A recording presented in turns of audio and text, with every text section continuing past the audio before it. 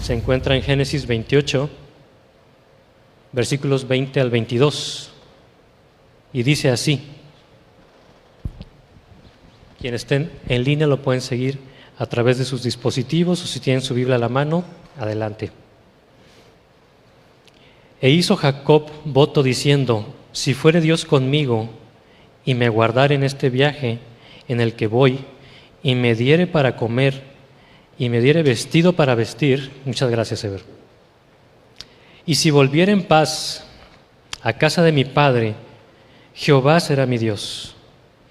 Y esta piedra que he puesto por señal será casa a Dios, y de todo lo que me dieras, el diezmo apartaré para ti. Texto conocido, una cita conocida por muchos de nosotros. Me encantaría, así como acabamos de leer este versículo, y para entrar de lleno en materia, tenemos una serie de 4 preguntas, una dirigida para cada uno de ustedes, con sus tiempos límites que ustedes ya conocen y se les comunicó. Sin embargo, al terminar esta ronda de 4 preguntas, si hubiese alguna otra de parte del auditorio o de los aquí presentes, la vamos a abrir, ¿sí? Y cualquiera que quiera contestar lo puede hacer. En cualquiera de las preguntas, la dinámica es la siguiente: hay un tiempo de hasta 4 minutos para quien va dirigida la pregunta, y habrá réplicas, si fuera el caso, ¿verdad?, o comentarios adicionales hasta por 2 minutos, y réplicas hasta por 1 minuto, si fuese el caso. En todo momento, quienes están siguiéndonos a través de las redes o están aquí presencialmente, también pueden levantar su mano para indicar tener algún comentario o alguna pregunta. Muy bien. En su página oficial, la Conferencia General de la Iglesia Adventista del Séptimo Día tiene dentro de la creencia número 12 la siguiente declaración: la Iglesia es la comunidad de creyentes que confiesan a Jesucristo como Señor y Salvador. En continuidad con el pedido de Dios en el Antiguo Testamento, somos llamados a diferenciarnos del mundo y, por supuesto, nos hemos de reunir en congregación para la adoración, para la comunión, para la instrucción en la palabra, así como para la celebración de la Cena del Señor y para el servicio a la humanidad y para la proclamación mundial del Evangelio. Una declaración de propósito muy clara. Me gustaría abrir con la primera pregunta, dirigida a la profesora Blanca Guerra. De acuerdo a esta declaración de propósito que tenemos como iglesia, ¿cómo podría un emprendedor, un empresario o una persona con actividad comercial en general contribuir con los roles de la iglesia para apoyarla en el cumplimiento de su misión dentro de esta sociedad contemporánea, al mismo tiempo que el campo se torna muy amplio? Gracias, Pablo. Pues buenas tardes y nuevamente agradecer al equipo organizador la invitación a este foro. Yo quisiera, antes de darle respuesta a la pregunta, hacer una precisión que seguramente ya se ha hecho a lo largo del foro, y es en relación a qué es el emprendedor y qué es el empresario. Cuando hablamos del emprendedor, y tal vez personas que nos están escuchando a través de las redes o de los aquí presentes, hacen muy seguramente una distinción. El emprendedor tiene que ver con esta persona que puede estar aquí o allá atrás de las pantallas, que está con un sueño, que tiene una visión, que trae un deseo y que muy seguramente ya trae una idea de negocio con la cual quiere empezar a trabajar o ya empezó. Mientras que el empresario, que seguramente inició con esta misma línea del sueño, de la visión y de la idea del negocio, se encuentra en un momento diferente. Esto es, tal vez ya en crecimiento del negocio o en un proceso de maduración, o incluso, no quiero descartar, que nos esté escuchando algún empresario o alguna empresaria que ya está incluso en el proceso de la transición del negocio. Dicho sea de paso entonces, y dando esta distinción, respondiendo a la pregunta, yo creo que la principal pues aportación que hace el emprendedor o el empresario cristiano a todo lo que tiene que ver con la finalidad que buscamos dentro de la iglesia, de extender el evangelio, parte precisamente del testimonio. Para mí es muy importante, yo he trabajado prácticamente toda mi vida en el ámbito empresarial y para mí es muy importante el poder identificar al cristiano del no cristiano. En el mundo de los negocios esto no es fácil, porque los vemos a todos por igual. Lo que estamos viendo son negocios ya operando, vemos obviamente procesos administrativos en todos por igual, en unos más maduros, en otros menos maduros, en unos más exitosos, en otros menos. Pero de entrada yo quisiera apelar a la diferencia que, como bien lo leías, debe marcar el empresario y el emprendedor cristiano del que no lo es. Una vez que podemos marcar diferencia, una vez que podemos dar testimonio de lo que somos, de lo que hacemos y de lo que creemos, creo que la otra diferencia tiene que ver con la manera en la que gestionamos y operamos los negocios, que eso también pues marca un distingo. De esto se puede hablar mucho, Pablo, y en 4 minutos creo que no me da el tiempo, pero yo sí quisiera precisar esto. Primero, el testimonio que da el cristiano en el mundo de los negocios, y segundo, la manera en que gestiona y opera el negocio, que también debe marcar diferencia. De ahí se generan una serie de distingos, como es el tema de la mayordomía, cómo se gestionan recursos materiales, humanos, económicos, y por supuesto, dicho sea de paso, yo creo que la responsabilidad que tiene un emprendedor y un empresario cristiano es buscar apoyar, por supuesto, pues a los miembros de iglesia. A mí, que me ha tocado estar en puestos directivos, no he sido en los últimos años dueña, pero lo fui alguna vez, pues yo buscaba cada vez que necesitaba integrar a mi equipo de trabajo o que se abría una nueva vacante, pues yo lo primero que hacía era buscar al pueblo de Dios. Buscaba perfiles dentro de la iglesia o de otras iglesias para incorporarlas a mi equipo de trabajo. Entonces creo que hay muchas maneras de hacer esta vinculación desde la iglesia hacia el negocio y desde el negocio hacia la iglesia. Y por supuesto, pues buscando que todo lo que el negocio genere, pues honre al Señor, claro, con nuestras aportaciones en diezmos, en ofrendas y demás.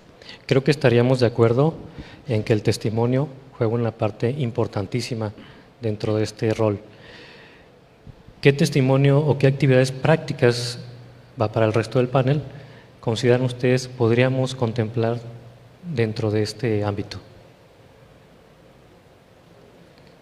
Sí, Oscar.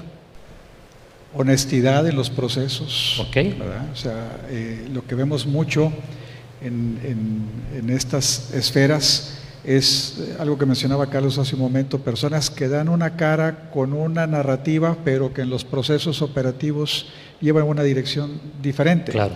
Hoy en día los compliance de las empresas cuidan mucho que estos detalles estén perfectamente, minuciosamente vistos, porque pueden producir el descarte de una empresa para un proceso, para una licitación, claro, cuando estamos hablando de asuntos ya pesados en ese orden. Pero las esferas de corrupción siempre están presentes, aún de manera muy insinuada. Entonces, ser precisos en ese punto es muy importante. Por supuesto. Sí. Carlos. Esto que honestidad mencionaste, ¿verdad, Oscar? Parece a veces muy desafortunadamente estar peleada con los negocios. Claro. Y a veces pareciera que pierdes muchas oportunidades de hacer negocio precisamente por la honestidad. Claro. Al final del día hay que perseverar, hay que tener paciencia, confianza en Dios. Lo que puede parecer una pérdida en el presente va a terminar siendo una gran ganancia en el futuro. Claro. La honestidad es importantísima. Y pareciera a veces que no podemos hacer nuestro negocio si no faltamos a la honestidad, pero no es cierto. Podemos perseverar, el Señor nos va a abrir el camino, nos va a abrir las formas. Y a veces que simplemente debemos de cambiar un negocio, porque claro, hay negocios que están por totalmente supuesto, desvirtuados, por supuesto, degradados. Una cosa que es para mí muy importante hoy en día, siempre lo ha sido, pero hoy en día ya se han animado a legislar sobre ello. Hay que dejar huella sin pisar a nadie, Pablo. claro. Debemos ser Así muy es. respetuosos de la dignidad de las personas. Debemos permitir su crecimiento y su bienestar. No solo de mis empleados, de mis proveedores Por también, supuesto, y de claro, mis clientes. Vamos a crecer juntos. Yo no tengo que enriquecerme a costa tuya. es correcto. En ese sentido, Martín, y hablando de oportunidades de negocio que a veces como emprendedores podemos dejar pasar por principios cristianos, asemejándose quizá al estudiante que no puede presentar un examen en sábado, va a perder o reprobar una materia. ¿Cuál ha sido tu experiencia? Yo creo que el testimonio que... Permíteme tantito. Perdón. Vamos a pedirle Sí, a claro. Enrique que pase. Nos dice que ya está disponible. Por favor, Enrique. Enrique, como ustedes saben, estuvo participando en la cápsula anterior, en la entrevista que le hizo Ismael Piedra, como gerente, por supuesto, de ventas de alimentos del Colpac. Bienvenido también. Sí, perdón. Sí, de una u otra forma, al estar en el medio del emprendimiento, alguien lo mencionaba hace un momento también, Sí. creo el doctor Serrano, se vive solo. En Claro. muchos momentos se vive solo en el emprendimiento, y como cristiano emprendedor todavía más solo. Claro. Me ha tocado vivirlo. En la mañana yo compartí alguna experiencia de rispidez que nos tocó enfrentar con algunos de mis colegas. Claro. Y bueno, Dios de una u otra manera nos va conduciendo el camino. Y pareciera que no, pero Dios nos ha llamado a ser un testimonio para todos ellos. Por supuesto. Y creo que de una u otra forma, aunque a veces por orgullo, por muchas cosas no lo dicen, algunos de los colegas Sí. saben que somos cristianos. Cuando estamos juntos en una comida, Reunión. en un restaurante o algo, siempre se dirigen hacia un servidor: la gloria sea a nuestro Dios. Dice Así Martín, la oración. Por supuesto. Me han llamado a las 10, 11 de la noche. Ujú. ¿Y qué pasó? Le digo, ¿hay una emergencia? Sí. Tenemos a mi sobrina, tengo a mi hermano, está en la sala de cirugía, en la plancha, y quiero que allá donde estás hagas una oración por él. Ujú. Y yo me quedo un poco frío de momento, ¿no? Y digo, claro, con mucho gusto. Y en ese momento me enlazo con ellos y nos enlazamos al cielo para interceder por alguien que está haciendo en una cirugía. Sí. Creo que como emprendedores cristianos, temerosos de Dios, tenemos una gran tarea, una gran responsabilidad que realizar para todos nuestros semejantes, llámense proveedores hacia nosotros o llámense también nuestros socios comerciales, como ahora es el término moderno para nuestros clientes, de poder compartir lo que nosotros hemos llegado a creer, y que Dios pueda hacernos verdaderos instrumentos en sus manos para el reino de los cielos. Amén. Llevar a esa gente. Muchas gracias. Óscar, una segunda pregunta. Tiene que ver en cómo motivar al emprendedor, al empresario a que participe de las actividades, y más que de las actividades, de los proyectos, no solo de la iglesia local, sino del campo, y que se involucre con recursos, con tiempo.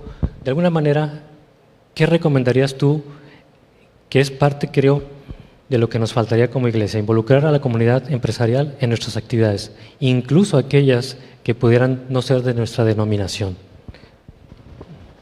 Me causa un pequeño cortocircuito en mi cabeza, no sé si lo compartirán los colegas Sí. aquí en la mesa, el tener que motivar a alguien a hacer algo. Y sobre todo a emprendedores o empresarios que por naturaleza son líderes. Sí. ¿Por qué tendría yo que ayudar a motivar a alguien a comprometerse en algo en lo que se supone estamos ya comprometidos con Cristo a través de su iglesia? Me viene a la mente el trabajo de Abraham con el otro empresario de su tiempo cristiano, colega de él, Lot, ¿verdad? Abraham tenía que trabajar mucho en estarlo motivando para estar comprometido, hasta que llegó un punto en que lo mejor era dividir el negocio, Claro. ¿verdad? Y al dividir el negocio, la codependencia siguió existiendo. Ujú. Y Abraham tuvo que emplear 3 aspectos muy importantes del líder cristiano vinculado al mundo de los negocios, sea la etapa de emprendedor o de empresario, es el aplicar los talentos, la influencia y los recursos. Claro. Los tuvo que aplicar para, por ejemplo, rescatar a Lot cuando fue secuestrado, ¿verdad? Mover la geopolítica de la zona, que podemos entender ya desde entonces era conflictiva en ese espacio del planeta. Tuvo que mover su influencia, Claro. tuvo que poner recursos. Y alguien pregunta, bueno, ¿y qué recursos tuvo que poner? Simplemente decidió no cobrar la hazaña, ¿verdad? Dejó Claro. todo el dinero, tomó solamente lo que le correspondía a Dios. Así es. Y el resto, sus recursos los dejó ahí. Y ahí viene la primera pregunta existencial, ¿qué es el diezmo? ¿Verdad? Porque nosotros lo pensamos en términos numéricos, arábigos 10, ¿verdad? Pero el diezmo parece ser, en declaraciones del Espíritu de Profecía, que representaba porciones mucho más importantes que el, Claro. que el 10%. Entonces, ¿qué es lo que se debe de hacer? Lo primero es volver a centrar al individuo en Cristo y en la deuda que nosotros tenemos con Él. Claro. El problema en este nivel es que frecuentemente el emprendedor, la persona vinculada al mundo de los negocios, piensa que él es el causante del éxito que tiene. Ujú. Y por lo tanto, él es responsable de lo que tiene y él decide hacia dónde va lo que tiene. Cuando eso está sucediendo ahí, la persona lo que necesita es ser centrada en Cristo nuevamente. Muy bien. Hay una pregunta subyacente ahorita que mencionabas lo del diezmo, que tiene que ver con lo siguiente. Muchas veces los emprendedores, empresarios, cuando deciden sumarse a un esfuerzo local o un esfuerzo de campo, dicen, bueno, los recursos que voy a dedicar, con esto hago mi presupuesto, pero el recurso que originalmente lo tenía asignado para el diezmo y la ofrenda, ahora lo voy a dedicar discrecionalmente a este proyecto. ¿Qué piensas de eso, Enrique? Pues en términos bíblicos es completamente incorrecto. Sí. El emprendedor cristiano tiene una obligación, sí, hacia su prójimo, Ujú. pero su primera obligación es con Dios. Y Dios ha establecido una forma en la que los recursos fluyen para el sostenimiento de su causa. Sí, Esa parte no está a discusión de cómo lo quiero utilizar. claro. Yo quiero rescatar algo de lo que el doctor mencionaba, y es cuando nosotros nos aproximamos a un emprendimiento, a un negocio, y perdemos de vista la perspectiva de generosidad, generalmente esas relaciones se rompen y todo se desalinea. Cuando nosotros mantenemos un enfoque en términos de generosidad, nos es mucho más fácil resolver cualquier situación de estas. ¿Por qué? Porque nos conecta con la fuente original de los recursos, que es Dios, nos coloca en el plano correcto de quiénes son nosotros frente a Dios, y también nos coloca en el plano correcto de quiénes somos frente a nuestro prójimo. Entonces no podemos desobligarnos de una cosa u otra, simple y sencillamente mantenemos una condición apropiada en términos de nuestras relaciones. Claro. Así es que cuando nosotros tenemos que entrar en esa disyuntiva, tenemos que entender que hay obligaciones y responsabilidades frente a Dios, y las tenemos con nuestros prójimos, y una no excluye a la otra. Sí, ¿algún otro comentario? Sí, adelante. Sumar también a lo que dice Martín. Enrique. Yo pienso en relación a tu pregunta, Pablo, que el negocio, el emprendimiento o incluso el trabajo profesional que tengamos hacia algún otro empleador, donde no necesariamente Claro. somos los empresarios o los emprendedores, sino le trabajamos a alguien, creo que se vuelve una manera de... Me parece, o siempre me ha parecido, que los talentos varían. El emprendedor, el empresario o el que se emplea con alguien más, Sí. tiene talentos diferentes.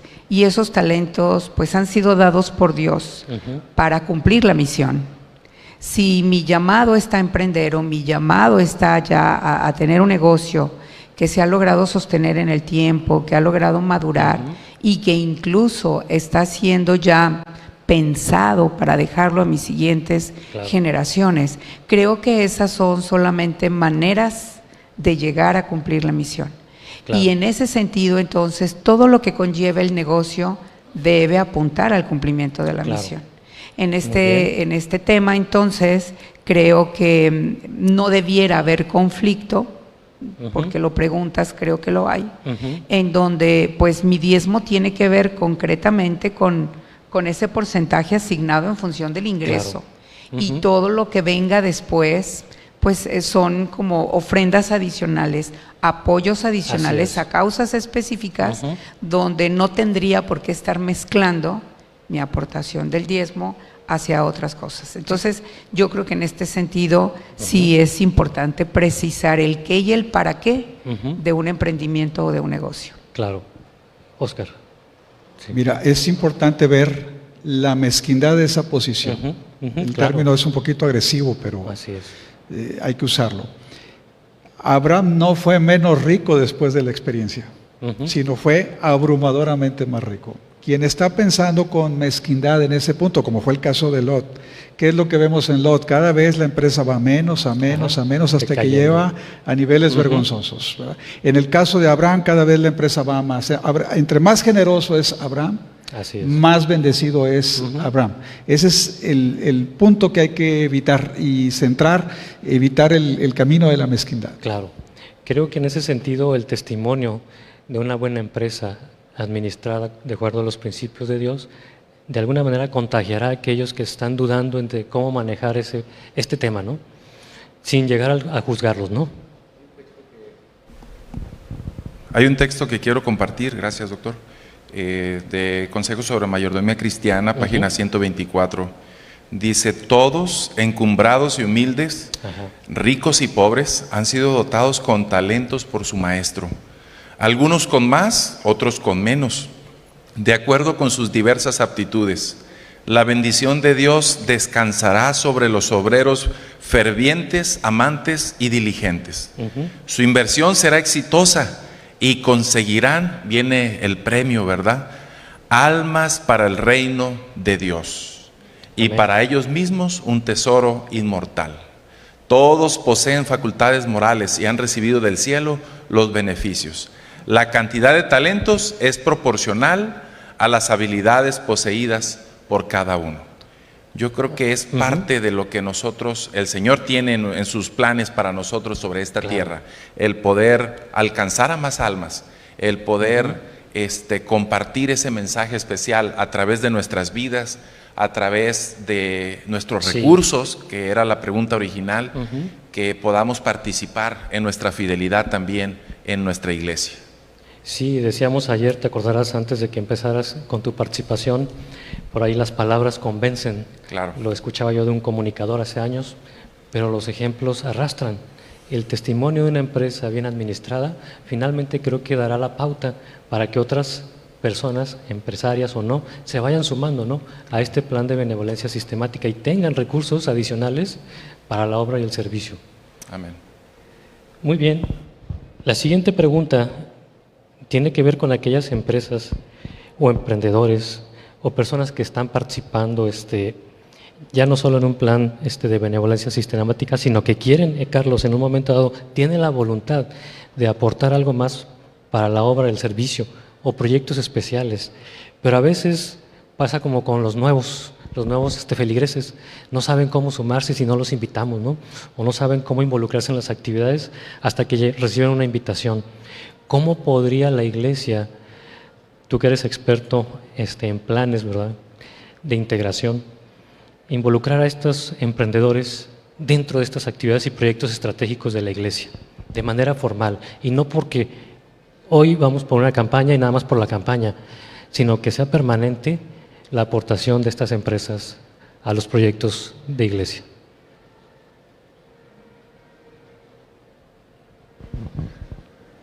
Pues es todo un tema, Pablo, porque habla sobre la dedicación y la consagración individual de las personas, ¿verdad? Para retomar un poquito un ejemplo anterior, alguien que duda en el diezmo y la ofrenda de su empresa, pues es una persona que seguramente duda también en otros temas espirituales, en otras esferas de su vida, ¿verdad? De acuerdo con el tema de motivación que mencionaba Oscar, a Harry Truman con frecuencia le gritaban que era un gran hombre. Y él decía, no, yo soy un hombre común y corriente, solo que estoy muy altamente motivado. Claro. Y cuando las personas están buscando a talentos especiales, más que sus conocimientos, tratan de ver el tipo de... el conocimiento es un commodity, Claro. ¿verdad? Que ya ni siquiera necesito pagar a una escuela. Ya hay cursos gratis en plataformas que yo puedo hacer de muy buena manera. Lo que no es un commodity es la actitud de la persona, que cada vez está más escasa. Claro. ¿Verdad? Entonces, y eso pues va igual dentro de nuestra iglesia. A mí se me hace de repente que falta mucha comunicación entre lo que vienen siendo los planes de la iglesia y lo que vienen siendo los miembros de la iglesia, claro. sin duda alguna. Sobre todo porque el feligrés es quien se mantiene en la iglesia local, y aunque debe haber un plan estratégico mayor, ¿verdad? Deben haber varias planeaciones que se desprenden de ese plan, pues que en nuestro caso la conferencia, la unión, la asociación, y debe haber una planeación en la iglesia local que debe hacerse a nivel de iglesia local con la participación de los hermanos. Son quienes nos quedamos en la iglesia, a final de cuentas somos quienes propiciamos la ejecución de los proyectos, ¿verdad? Sería maravilloso ver de qué manera los planes de la iglesia pueden integrarse, creo que esa es la pregunta, con el resultado de los proyectos de emprendimiento que hay dentro de la iglesia. No tengo claro exactamente cómo pudieran participar. Creo que hay muchas variables a considerar. Lo que sí tengo perfectamente bien claro es que debe de haber una participación laica muy importante en los procesos de planeación de la iglesia, y a nivel de la iglesia local, pues mayoría definitivamente. Quienes tienen emprendimientos, pues poner los emprendimientos, pues yo no sé, tal vez alguno que otro tal vez no pueda ser de tanta utilidad en algún plan, no lo sé, pero tal vez la mayoría sí podemos poner nuestros talentos, nuestros emprendimientos y nuestras empresas para el avance de la obra. Es algo bien importante, yo creo, diferenciar, así como esa diferencia entre emprendedor y empresario, entre proyecto y empresa. Una empresa nace para vivir para siempre, y nuestra tarea es que la empresa sea eterna y que genere tanta riqueza como sea posible. Un proyecto, tal vez su característica principal es que tiene un principio y un fin. Sí. Y en ese sentido debemos reconocer que la iglesia es un proyecto, no es una empresa. No venimos a eternizarnos aquí en la tierra. Se nos ha pasado ya la mano de estancia. Este proyecto de iglesia remanente tiene un fin. Y debe venir lo más pronto posible, y todo lo que hagamos debe de ir encaminado para terminar este proyecto, precisamente, ¿verdad? Entonces, si los recursos de los emprendedores y sus talentos pueden ser integrados en el avance de la obra, pues eso va a ser una gran bendición para todos, ¿verdad? De un gran crecimiento espiritual, Pablo. Ahora, esto que comentabas, y creo que me queda muy claro, ¿no? El tema de la comunicación, de estos planes que a veces tiene la iglesia a nivel no solo ya no digamos división interamericana, Unión Mexicana, sino en el campo local, a veces, Enrique, tú que estás en ventas y tienes que comunicar claramente objetivos, ¿no?, a tu gente, no se transmiten fielmente, no solo a la iglesia, a la directiva, sino a la feligresía.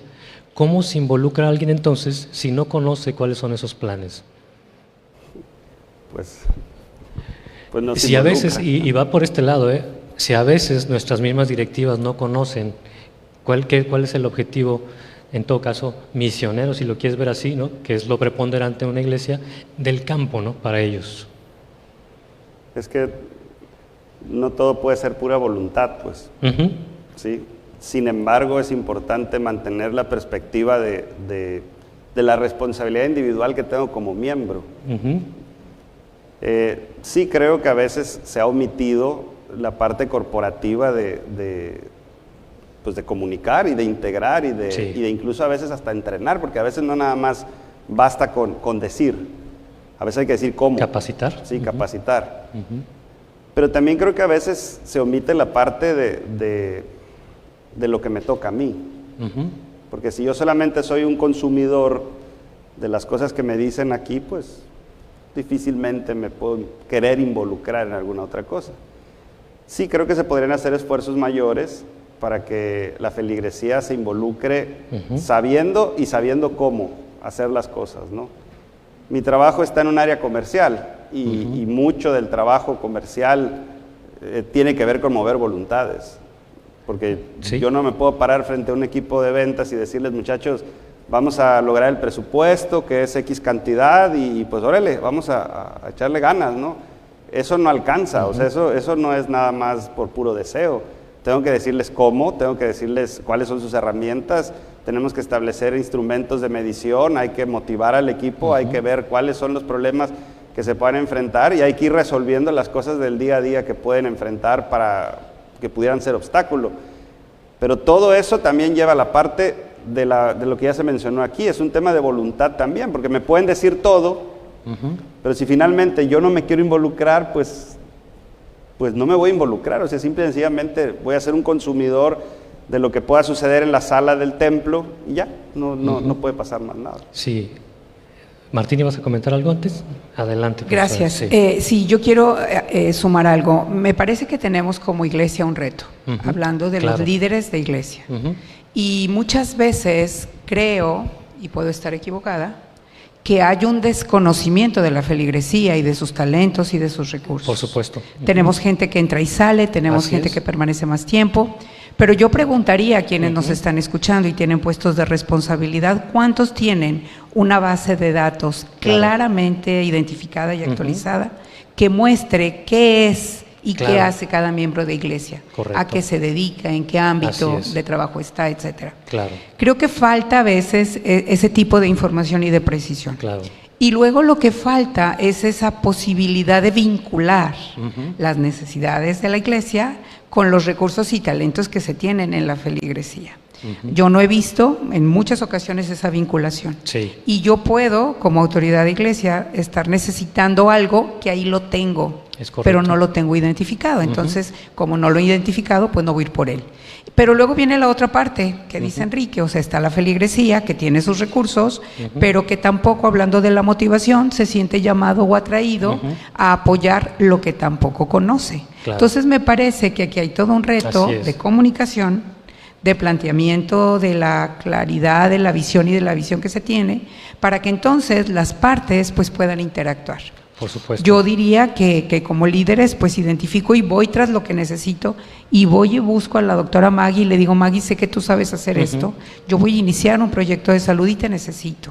Ya Claro. verá ella si en su agenda tiene y El puede tiempo hacer o las no. cosas. Pero a veces falta esa parte desde arriba. Los miembros ahí están, Claro. muchos esperando a ser llamados. Y en ese sentido yo creo que ahí se ofrece un reto importante, Pablo. Claro. Entiendo que es no digamos un albur, sino es una posibilidad el hecho de que así como planteamos las cosas, Enrique, y ofrecemos y comunicamos debidamente, hay quienes rechacen la oferta, ¿no? Finalmente no está en nosotros. Finalmente creo que como iglesia, como dirigentes, deberíamos hacer ese esfuerzo. Aunque aquí del que estamos hablando es el emprendedor, él debería, hablando del que tiene la intención genuina, ¿no?, de participar, proporcionémosle esas herramientas, esa comunicación. ¿Qué opinas de esto, Martín? Definitivamente que yo creo que sí hay una laguna en la parte propiamente de identificación, como decía la doctora hace un momento, que no sabemos propiamente de cuáles son los talentos que hay en todo el pueblo, en toda la iglesia. Claro.